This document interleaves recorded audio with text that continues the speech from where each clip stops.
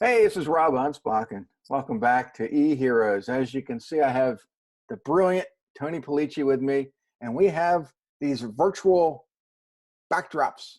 So Yeah, my eHeroes and Tony's is the Copy Avengers, the Earth's mightiest marketing messengers. So that's let's right. talk about heroes, because when I created this podcast, it was all about bringing entrepreneurial heroes on board to interview, and you created the Copy Avengers to bring all these brilliant copywriters to a central, kind of a central hub where you could kind of get them to save the world.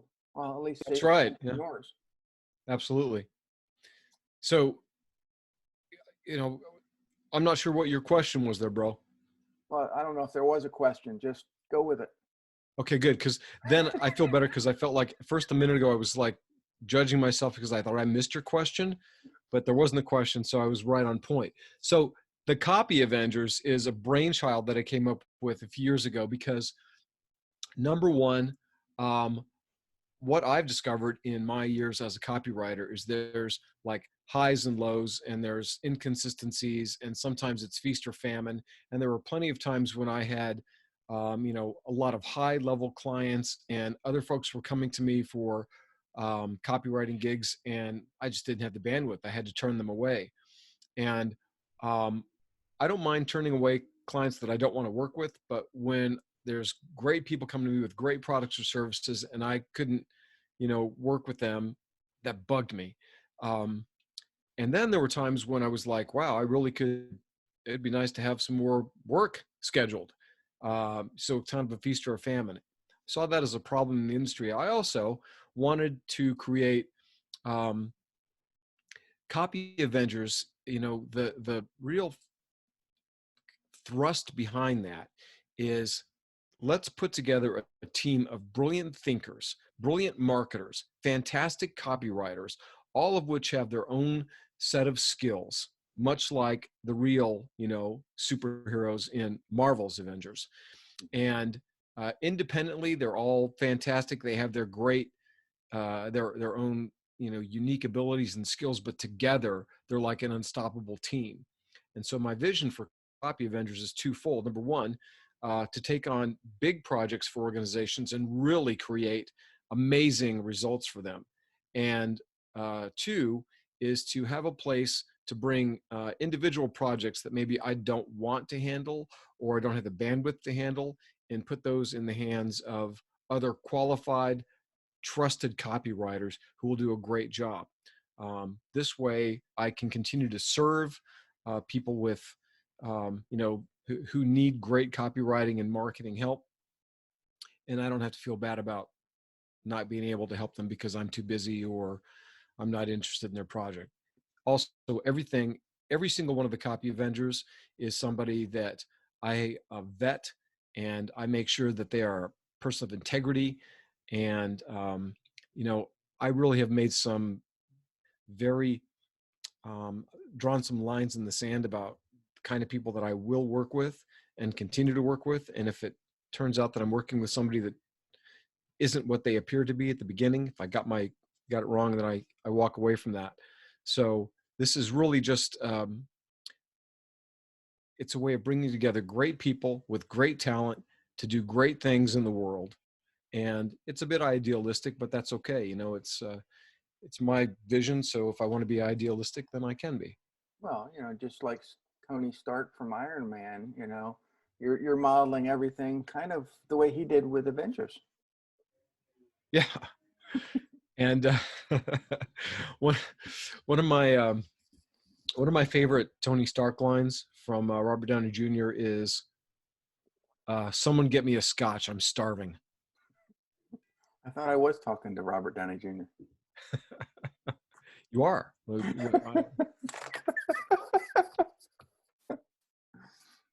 All right. So, No, but anyway, the superheroes that work with you, the Avengers, not all of them will always agree with your style, because your style is different than everyone else's. So how does that get along with when you make that decision of whether they're going to be on your team? Well, initially, when I started recruiting people over a year ago, I had a list of 50 different people. And from that, I scaled it down to a dozen. At the time of this interview, we have I have 8. Now, some of the other original people that I accepted, because this took a lot longer to get up and running than I had intended. You know, you've known me for a long time, Rob. I'm a quick start on the Colby scale. I get all excited about ideas, but I tend to uh, neglect some of the logistics that go into place. You know, there were a lot of things I hadn't thought through. One of them being, how do I handle all of this creation here and still maintain my own workload with my retainer clients? So that vetting process, you know, and then getting all the logistics together took a while, and some people lost interest or they had to go somewhere else, and that's fine. But your question about, you know, everybody has different opinions. I really, if you watch my Facebook post, you notice that I've got relationships with people that are completely diabolically opposed to what I think and believe, Oh yeah. and I allow them to stay friends unless they become total a-holes, you know, and they're just vile. Then I get rid of them. But because I want to see other perspectives. If I'm the smartest guy in the room, I'm in the wrong room. So, but to answer your question succinctly, which is something I never really do, um, I looked at samples of what these people wrote. Um, you know, I had an application that everybody filled out and presented me with samples and talked about what their visions were, what was important to them, and then I got on the phone with them and spoke to them. I also got on Zoom calls and had the groups together so we could, you know, kind of talk and brainstorm together as a group. And I really like the feel and the fit of the Avengers that I have on the team right now. So I hope that answered your question. You know, yeah, and it's just kind of like what I do with the eHeroes podcast. You know, I interview a lot of eclectic entrepreneurs. Some I would probably never hire myself. Some of them are way out there, but they do bring to the table unique ideas, unique tips, their perspective, their style. Um, and you know, I admire them because, you know, they can take that style and still make money, you know, even if I don't agree with what they're doing, which is kind of cool because I still bring them on. We interact. I interview them. Some of the audience likes them. Some of the audience will come back and say, Rob, why the hell did you interview that guy? But you know, I do it for a reason, and it's because that, you know, every person that you listen to, you interview, they're going to help you some way. You know, you might not like the whole interview, you might get a nugget, and that nugget's going to make you $10,000 or $100,000 or even $1 million. Right. You know, Yeah, absolutely. so you know, with you and do you consider, you know, these Avengers uh, full heroes, or are they sidekicks? Oh no. So far the people that I've assembled right now, the Copy Avengers that I have right now, I consider every one of them, you know, a very competent like hero in their own right. Now, I told you earlier that I had 50, 50 or so people. Um, some of those, actually, when I initially went through and started looking through them, I categorized people. You know, it was like hero, sidekick, and that's the term that I use when I categorize them in my spreadsheet. Hero, sidekick, sidekick, sidekick, hero, unsure. um, so yeah, every single one of the Avengers right now, they are definitely a superhero, and I'm not sure how I'm going to handle the sidekicks. I think that, you know, sidekicks are going to be very similar to what we copywriters refer to as copy cubs. Hmm. So a copy cub, as you know, is someone that is being mentored by a senior copywriter, and having that senior copywriter help them sharpen their skills.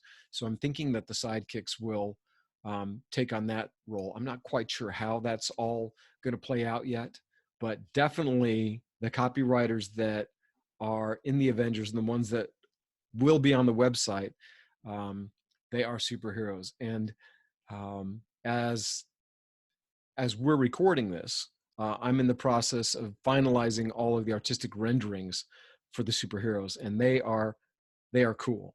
So each one of them has their own name, unique superhero name, which ties into their abilities as not only a copywriter, but just as a person. Mm-hmm. It implements their different talents and interests, and it's pretty cool stuff. So, and they have capes and boots. And well, not all the renderings are done, but I know myself and Cognition, neither one of us have capes, and because if you've ever watched the movie The Incredibles, you understand no capes. No capes, right? Yeah. Capes bad. They get sucked into the jet engines. That's right. It's funny, like the first rendering that came back for my character, they had like this invisible cape. It was kind of like a cloaking device. And I was like, no capes.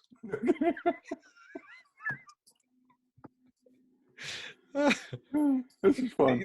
Tony Stark doesn't need a damn cape. I mean, for the love. It's like, no, I don't need a cape. I think the only one that has a cape is Thor. I don't know why he has a cape.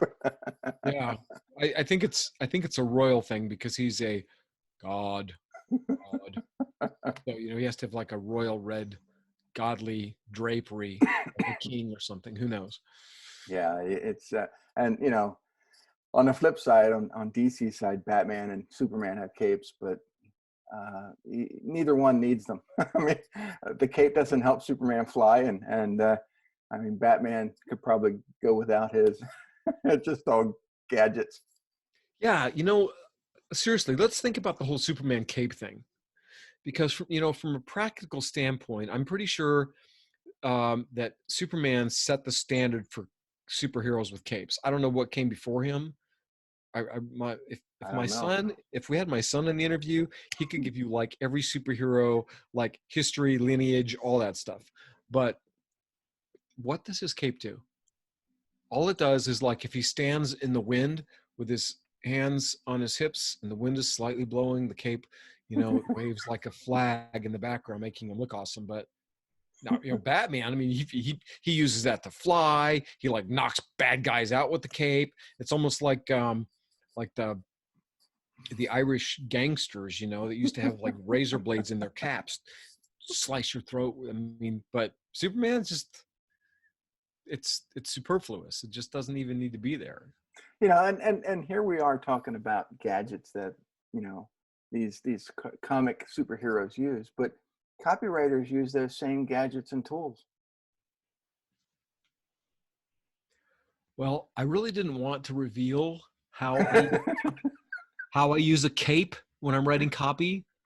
I feel like you're kind of, like putting me on the spot here, Rob. It's like one of my industry secrets, my copywriting cape. Well, as most of the audience is going to listen to this on a podcast, but for those of you on YouTube, what you're seeing is just Tony in a shirt, nothing underneath. So the cape does something. It hides all that. That's funny. So copywriting gadgets. I have one gadget that I actually picked up from a great copywriter, legendary copywriter by the name of Eugene Schwartz. And I don't have it within my grasp here, but Eugene talked about this idea of writing for a set period of time, 33 minutes and 33 seconds. And, I think that was just arbitrary. I don't think he did A/B testing to see if 34 minutes and 32 seconds was better or 30 minutes and 4 seconds. I don't know. Maybe it was just what his timer could go up to at the time. But this is a gadget, and this will work for basically anybody who struggles with focus. Um, I I have, long been labeled ADD. Um, I don't like labels, but whatever the fact is, my brain is constantly going. Okay. So as I'm writing, I'm thinking about things, some which are important, some are not. Like, okay, you know, and I said to the individual, this is the greatest event in the history of mankind. Laundry. I got to do the laundry. I better get up and do that right now. And then, go do the laundry. And then I come back. Okay, what was I talking about? Greatest event in history. What was my follow through? Where was I going with this story? So, that's the kind of thing that would happen to me. Well, the timer gadget, you set the timer for 33 minutes and 33 seconds, and you focus on whatever it is you're doing. For me, it's writing. A thought comes into my head, like, I can deal with that when the timer goes off, and I may have 4 or 5 things come in. But now, instead of getting sidetracked, I know that when that timer goes off, I can take 5 or 10 minutes to deal with whatever thing poked in to my brain, and it's a very useful productivity tool. So that works, that'll work for anybody that's doing anything where you require focus. It's like, nice sprints of focus. And man, you string together, 6 or 8 of those in a day, and man, you've accomplished an awful lot. So Yeah, that's I mean, my focus is I get all my printer paper and I start making notes, and I got sheets and sheets and sheets and sheets of notes. The problem is that sometimes I don't know what thought that page is on, so I have to go through it. But for me, it works. For others, it doesn't. I also have a calendar, and I jot down A through K, and each letter represents a different task I have to do. And so yesterday I got done the whole month, not only for myself, for my clients, and then I started working back. Once I get my client stuff done, then I work on my own stuff. So I have blogs scheduled all the way till December 31st, 2021. wow. I have my own social media posted stuff, scheduled for the next 90 days. I have my daily emails written till the end of September. It just keeps me highly focused, So there are things that work for me, my tools. It might be a little sloppy. It might not look good, but I know it works for me. So I think everybody needs to have that tool of some sort that helps them not only focus, but helps them structure their day. Right. No, I was I trying to, I never noticed that ADD with you, even though we made a podcast episode about it. really? Are you being serious right now? Yeah. Wow. Well, friends don't really look at the flaws of their friends. So. maybe it's because when you and I are together, whether we're doing something for business or doing something personal, I am focused. Mm-hmm. I'm focused on you. I'm focused on what we're doing. I think a lot of my squirrel tendencies happen when I'm alone, because I always, the way that my brain works, I might be writing something, and what I'm writing or the idea that I'm trying to express triggers something else, and what I continually have to work at is not allowing that thought to take me off on a new path when I need to stay focused on the path I'm at, even if that path is a valuable one. But gosh, I tell you what, when I don't use the timer thing, I get in trouble. So has this ever happened to you, Rob? I'm going to guess the answer is no, but I know there'll be a lot of people that will identify with this. I'm writing. Oh, let's see. I should go research the effects of this supplement on red blood cells. Effects of blankety blank on red blood cells. Oh, here's a video. Oh, and then over on the sidebar, shampoo pranks. And so I don't know how, like, the red blood cells and YouTube decides that shampoo pranks is a keyword that should bring that. But suddenly now I'm watching a shampoo prank video, and then 15 minutes later, I'm on my third stupid video that means nothing. And I'm like, how did I get here? You Mhm. know, I allowed one little thing to distract me. So What I do is I keep a video playing in the background. It could be music. It could be like today. I was playing Journey videos, and I switched to Queen, and then the Genesis, and I just have it on autoplay. It's something that it keeps one part of my brain focused, probably that ADD part, yeah, and then I'm over here staying focused on what I need to do. So I'm still working, even though there's a distraction over here. I just know that it's in the background, and I do that for a reason. Um, and maybe it's because when I was in high school, I always played music in the background to help me study better. So that music in the background, those videos, you know, keep me keep the one side of my brain that's artistic over here working. yeah. But I, Did you I, I notice? think Did you I, notice I the think giant bruise on my bicep there? That's yeah, that's your COVID disease there kicking in. We yes. So we talked about this. You got to put that black coat on and walk around Arizona going unclean, unclean. unclean, unclean. Yeah, I, I think we should social distance during this podcast, Rob. Yeah, let's high five. Oh, you're over here. Wait, Wrong hand. wait a minute. Wait. Uh, gosh darn it. Okay, here we go. There you go. There. Yeah. See, I hope everyone watching was entertained by that little. yeah, it's the videos are weird because the way they broadcast, I'm seeing it here, but It's flip flopped. yeah. Yeah. But see, Um. the distraction I think makes us better heroes because one, we know that's our kryptonite. We know how to avoid it, or we know how to use it to better position our powers to work better.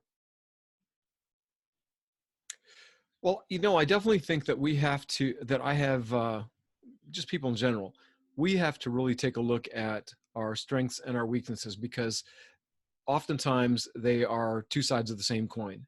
You Mhm. know, while my compassion for people can get me into a situation where I'm overextending myself, it also can help me, um, you know, avoid being self-centered. And there's always two sides of the same coin.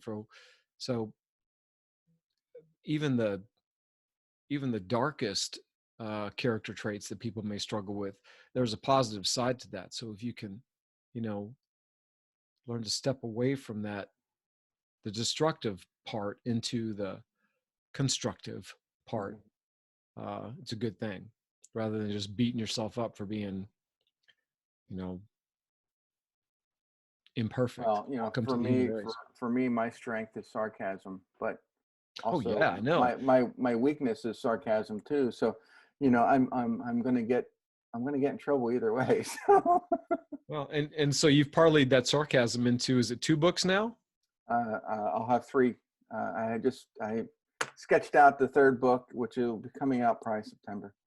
Yeah, but I mean, as of the date of this recording, you've got 2 already done, right? Yeah, And out, yeah. So yeah. hey, Rob versus the scammers and Rob right. versus the morons, and the next book out will be another Rob versus. I can't reveal the title, but it'll be good. Yeah, Awesome. it'll be triple the sarcasm. So I mean, you can't lose. Well, at least I can't lose. But the people that are mentioned in the book, I don't usually reveal their last names. They'll be the losers, but that's okay. How about like how to 10x your 10x your sarcasm? It's and I think that being an entrepreneur, you have to understand when it's time to be comfortable in your own skin, because a lot of people coming into being an entrepreneur are very cautious.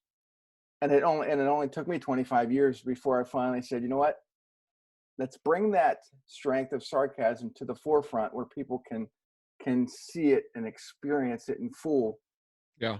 And when I did, I got more business from it. So, yeah. Well, there is a lot to be said for being authentically who we are, right? Yeah. So, and man, you mentioned what you just mentioned are so profound, really.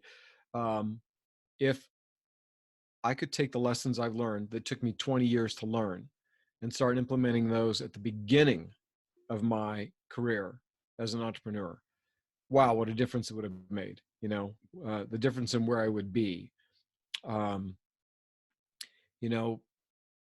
Gosh, I hate to admit how so often in my earlier life, I actually gave a shit. Am I allowed to say that on your podcast? Well, you already did. I know, but yeah, I guess yeah, that's fine. I do it. About people have said worse. Yeah, about what other people thought of me. Because really one of the wisest things I ever heard was other people's opinions of you are none of your business. Mm-hmm. Now, what that really means is not that the impression that you make on people doesn't matter. But if I worry about what everybody thinks about me, I'm never going to be able to make any progress, and I'll never be okay in my own skin, like you said earlier. Mm-hmm. And focus on the people that matter, and the people that matter are the ones that love me, speak truth into my life, have a proper perspective, who are mentally, emotionally, spiritually, and physically healthy. And those people are the ones whose opinions matter, because not some crazy wacko whatever, and we've all got them, right? They're all around. There's no shortage of that. Just pull up anybody's Facebook feed and you'll find them within minutes. There's always an outlier. There's always somebody who's never happy about anything. So just being myself and being authentically who I want to be. Had I learned that lesson in my 20s rather than my 40s, it would have made a big difference. So how do the audience, if some of you guys are copywriters and, or even want to learn copywriting, contact Tony. You can either be, an Avenger or a sidekick, but I'm sure Tony could put you somewhere. So how do they reach out? Where do they go? Well, right now, if you go to copyavengers.com, there's an application there that you can fill out, and that'll come directly to me. I'll review it and get back to you. And I actually I'm going to put my glasses on because I want to make sure that the other site. And make sure you go to Amazon and get your book, Wise Guys Copywriting Handbook. Correct? Yes. Or you could go to grabtonysbook.com. There you go. Grabtonysbook.com if you want to get, you can get an autographed copy there, because who doesn't want an autographed copy of Tony Stark's book, right? And yeah, I was checking to see if the other website, but it's not up yet. So copyavengers.com is where you can put the application. And Grab Tony's book is where you can get a copy of my book, which, Rob, let's not forget, would not have happened, at least not as soon as it did, without you directing it. So, here's another thing. We talked about focusing earlier. One of the most important things that anyone, I think, can do to get results in their life is to have some accountability. So, what you did out of your great friendship and your love. And I don't even know why you were just so gracious to me, but Yeah. Was you pushed me. You pushed me to get something done. You pushed me to take this from an ebook into a published book, which I've been wanting to do for years, but just never got around to it. Never got around to it. Never got around to it. Always pushing down my own projects in lieu of everybody else's, right? And what was it? A year and a half later, it was on the top 100 list. You were number 15 or something? I don't remember the number, but yes, it's been voted one of the top 60 copywriting books ever written. Wow. Like, are you kidding me? Yeah. I mean, literally, I look at the book and, I don't see that, but I wrote the book for everyday people who, business owners, mom and pops, entrepreneurs, every level. There's really something in that book for everyone. I don't care if you're Clayton Makepeace, rest his soul, great guy, or if you're just, Joe or Jane, I don't want to work at this crappy job anymore. I think I want to learn how to write copy. There's something in that book for you. But the fact that it got that distinction, is one of the best copywriting books ever written, I was really just humbled and honored about that. So, anyway, without you, it's a great book, and I was just a minute player in it to help you produce it. But I saw a gift there, and I saw the power that you have, and I wanted the world to see that too. So I'm glad it got out there, and I'm glad that it was doing well for you. I remember you weren't a minute player. Literally, I just don't know if it ever gotten done without you, brother. So, yeah. I don't like this background because it gives me web fingers. Oh, only when you're over the you're over the lightning bolt because of the white. Oh yeah, there you go. Yeah. It's just weird. I'm not used to the virtual backgrounds, but we can do magic though, right? Okay. Yeah. For those of you on YouTube, I'm sorry, for those of you on podcast, you can't see this cool magic, but I'm going to do a trick. Okay. So now you see my hand, abracadabra, alakazam.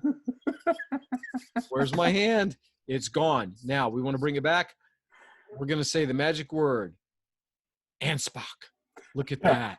This is the drug-induced section of the video or the podcast. Anyway, no illegal or legal substances were consumed during the recording of this podcast. Yeah, nice disclaimer. Anyway, we're going to call that the end of the episode. We'll see you guys on the next one. Check Tony out at copyavengers.com or grab Tony's book.com. And you can find me at unspachmedia.com. Adios. Adios. Thanks so much.